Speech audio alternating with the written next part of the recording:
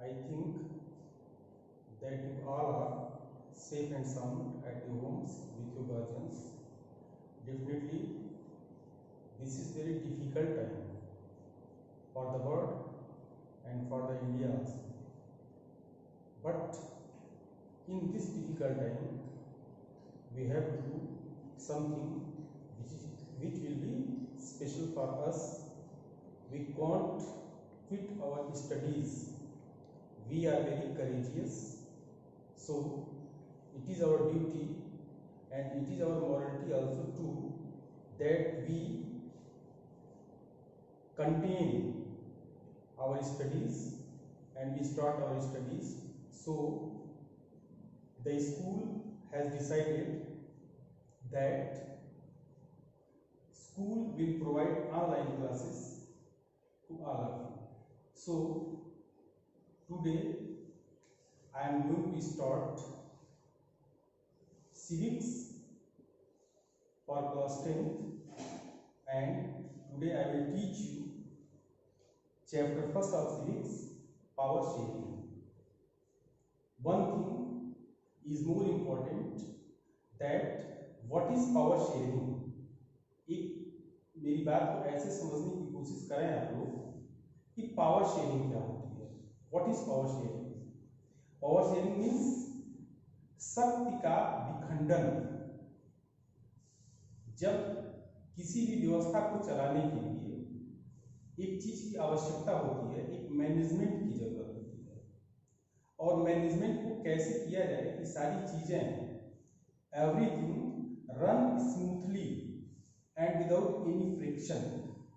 सारी चीजें कायदे से चलें, उसमें किसी भी प्रकार का कोई फ्रिक्शन ना हो, उसमें किसी भी प्रकार का कोई व्यवधान ना हो. इसलिए दो it is not for all over the world, but I am telling you, I am teaching you only in the context of India. मैं आज सिर्फ आपको भारत के कॉन्टेक्स्ट के बारे में बताना चाहता हूँ. And this thing is that in India the power is divided into 3 branches. जो हमारी पावर है, जो हमारी शक्ति है, इसको 3 तरह से, because in India there is federal structure. हमारे भारत में फेडरल स्ट्रक्चर है, और फेडरल स्ट्रक्चर में चीजें जो होती हैं, जो बातें होती हैं, जो व्यवस्थाएं होती हैं, ये 3 प्रकार से इसको 3 भागों में बांट दिया गया है, जिससे हमारी व्यवस्था बहुत स्मूथ ढंग से चल सके. तो हम इसी पावर शेयरिंग, इसी शक्ति का जो संतुलन है या शक्ति का जो डिवीजन है, इसी के बारे में हम लोग बातचीत करेंगे. आप you know very well that in India, Bharat में हम इलेक्शन करवाते हैं. इलेक्शन करवाते हैं तो इलेक्शन में हमारे वहाँ MPs and MLAs are elected. They form a government. MPs बनाए जाते हैं, एमएलएस बनाए जाते हैं, वो गवर्नमेंट फॉर्म करते हैं. जैसे as you know that in India there is federal structure. जैसा कि आप जानते हैं कि भारत में फेडरल स्ट्रक्चर है. तो फेडरल स्ट्रक्चर में one power is associated with the state and one power is associated with the centre. एक पावर स्टेट के पास होता है, दूसरा पावर सेंटर के पास होता है. तो MLAs are elected for the state power and MPs are elected for the central power. Maximum things are related to the state. जो कमतर चीजें होती हैं वो केंद्र के पास होती हैं, जो अधिकतर चीजें होती हैं वो राज्य सरकारों के पास होती हैं. उनकी लायबिलिटीज होती है, उनकी जिम्मेदारी होती है. तो ये फॉर्म गवर्नमेंट को फॉर्म करते हैं, और गवर्नमेंट के फॉर्म करने के बाद इनका मूल कार्य होता है नियमों को बनाना, कानून को बनाना. इनको lawmakers, they are also called law makers.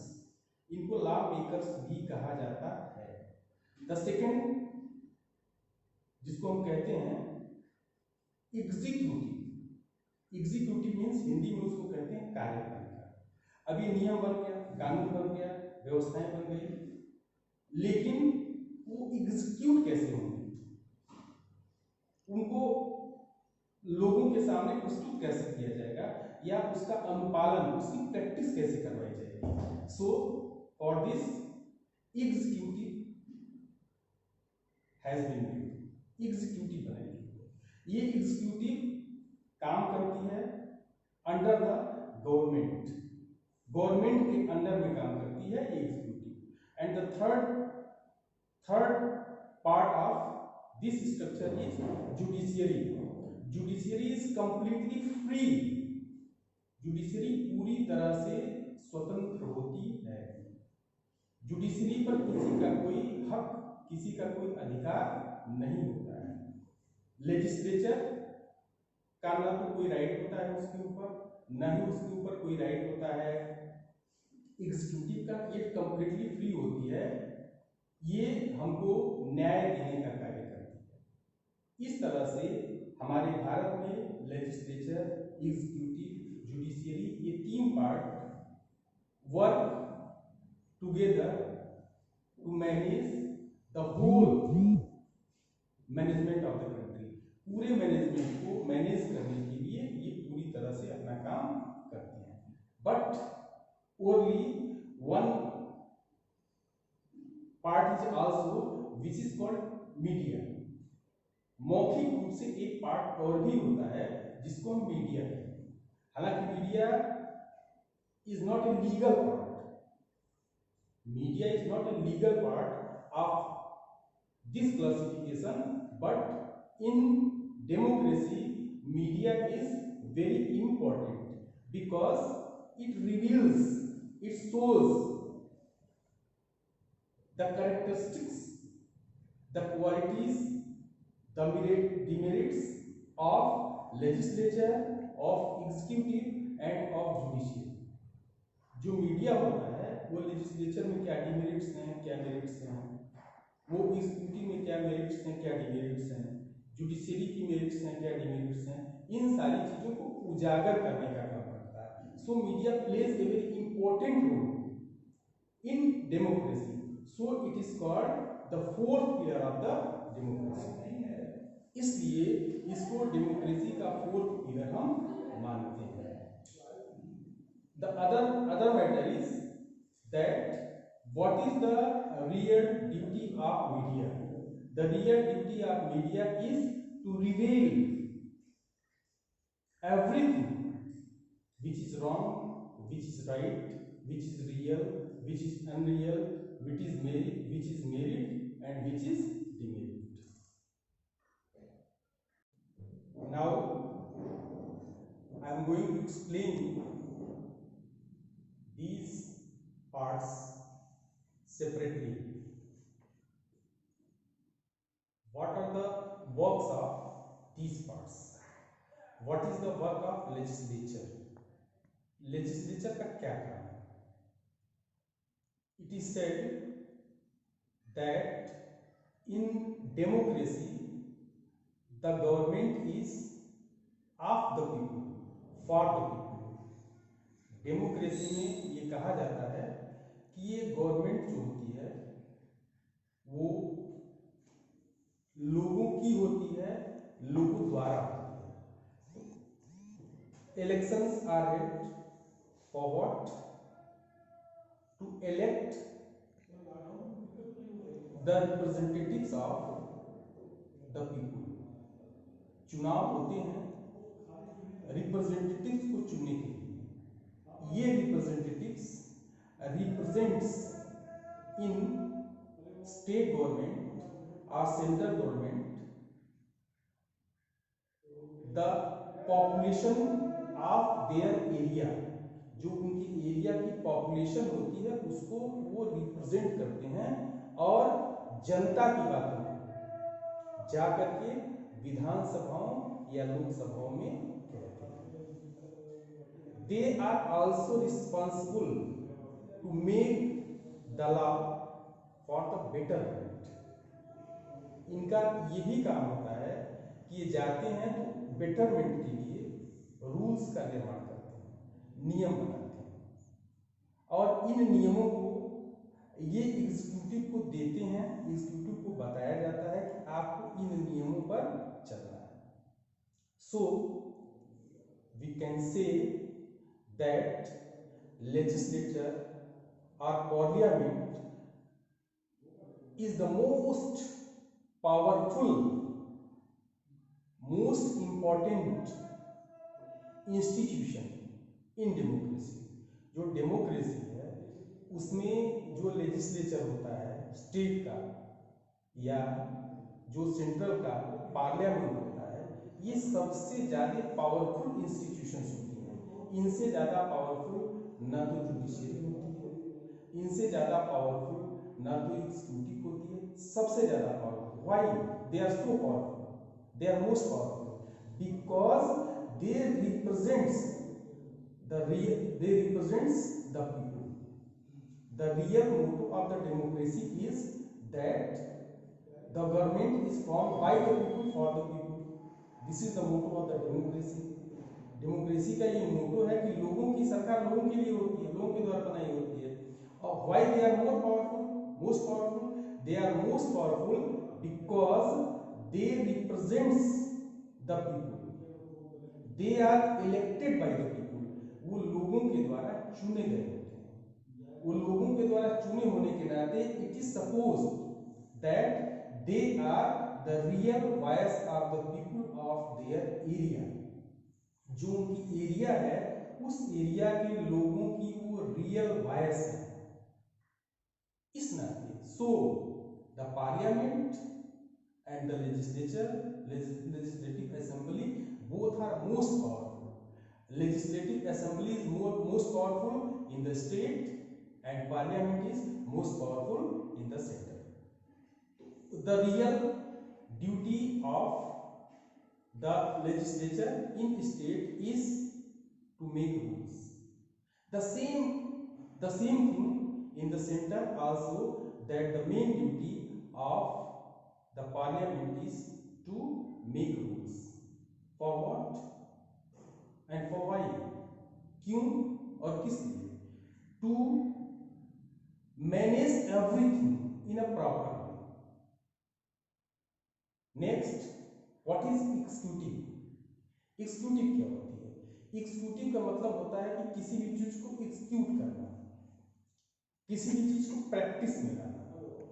What the legislature, what the parliament says, executive means कार्यपालिका, जिसमें सामान्य रूप से हम कह सकते हैं डीएम होते हैं, एसडीएम होते हैं या अन्य भी कर्मचारी होते हैं, अन्य भी सरकार के अधिकारी होते हैं।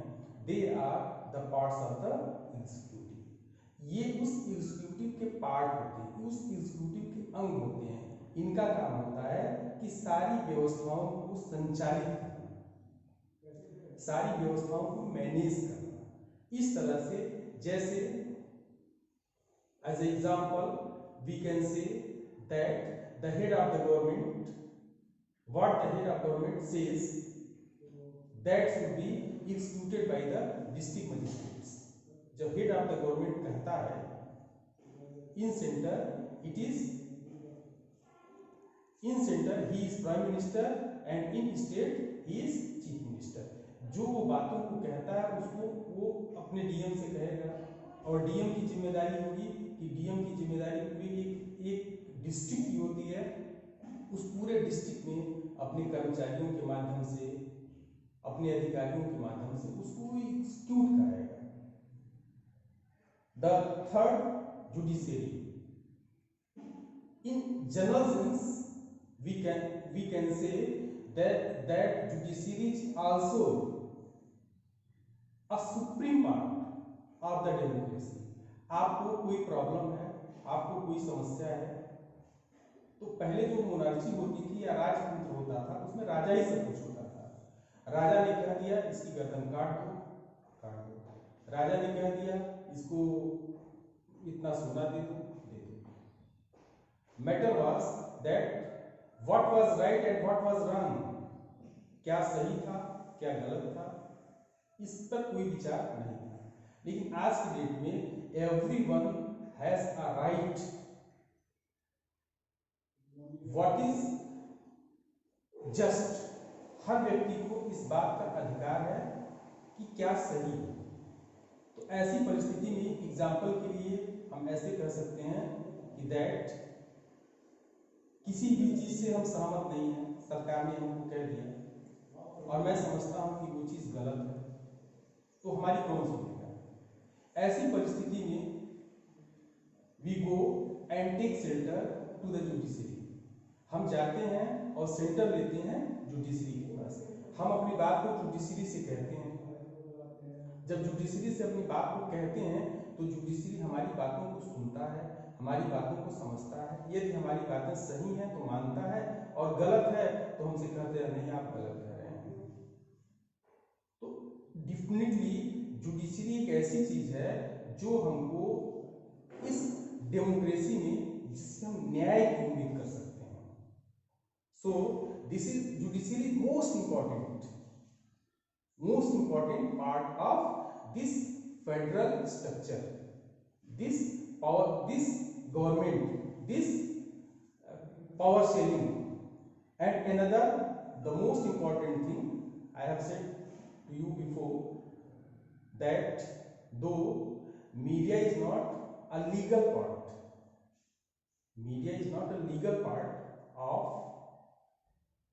this power sharing, but the role of the media is more and more important, because the media, I have said you before this, मैंने पहले भी आपसे कहा, मीडिया करता क्या है? एक प्रॉब्लम है, ऐसे समझिए, एक प्रॉब्लम है, उस प्रॉब्लम को हम रिवील करना चाहते हैं, उस प्रॉब्लम को हम बताना चाहते हैं, but we have no any platform, we don't know how to reveal this matter. हमारे पास कोई प्लेटफॉर्म नहीं है, हम इस मैटर को कैसे आगे बढ़ाएं, we don't know. So at this time media helps us, media works as our voice. Media ऐसे काम करता है, हमारी आवाज के रूप में काम करता है। As example, that there is a problem in a village, that there is no electricity. गांव में किसी प्रकार की कोई बिजली नहीं है, लोगों को प्रॉब्लम हो रही है, तो we can reveal our voice through the media. Media के माध्यम से हम इस बात को कह सकते हैं, और ये बात गवर्नमेंट तक जाएगी, ये बात एग्जीक्यूटिव तक जाएगी, और ये चीज एग्जीक्यूट हो जाएगी। इस तरह से जो मीडिया है उसका भी बहुत बड़ा रोल होता है, प्रॉपर ढंग से चलने के लिए, प्रॉपर व्यवस्था को देखने के लिए, चीजों को उजागर करने के लिए इसका एक इम्पॉर्टेंट रोल होता है। इसलिए इसको यह माना गया है कि this is only, it is suppose only that this is the fourth pillar of the democracy. इसको ये माना गया है कि ये डेमोक्रेसी का चौथा पिलर है। अगेन वन थिंग टू से, that you have to attempt multiple choice questions given in the school level। एक बार फिर से समझिए, आपको स्कूल ऐप में जो मल्टीपल चॉइस क्वेश्चंस दिए गए हैं उनको सॉल्व करना है, and after that you have to attend the school text। School में जो what I have taught to you according to this, जो भी मैंने आपको बताया है इसके आधार पर आपको एक टेक्स्ट देना है अपने घर की रफ कॉपी पर, एंड आई थिंक दैट आप लोग पूरी बातों को अच्छी तरह से समझ गए। Thank you.